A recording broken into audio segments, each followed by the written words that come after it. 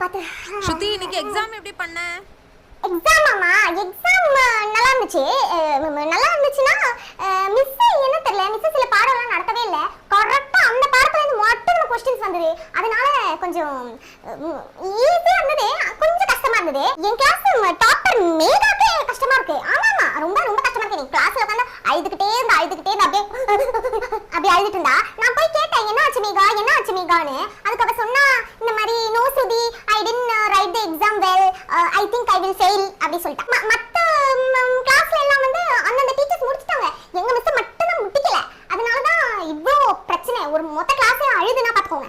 பொட்டு வைக்கலையாமா? பொட்டு வைக்கலன்னு நினைக்கிறேன். அதுதான் ஏதோ மிஸ்ஸிங். பொட்டு வச்சலாமா நீங்க? அழகே போய் பொட்டு வச்சு வாங்கம்மா, இதெல்லாம் மறக்க கூடாது. அது மட்டும் இல்லாம மிஸ் இப்ப எக்ஸாம் முடிஞ்சிருச்சு அப்படின்னு சொல்லிட்டு மிஸ் ஏதோ லாங் ட்ரிப் எங்கேயோ போறாங்களா, அதனால பேப்பர் கரெக்ஷன் பண்ணி வரதுக்கு லேட் ஆகும்னு நினைக்கிறேன்.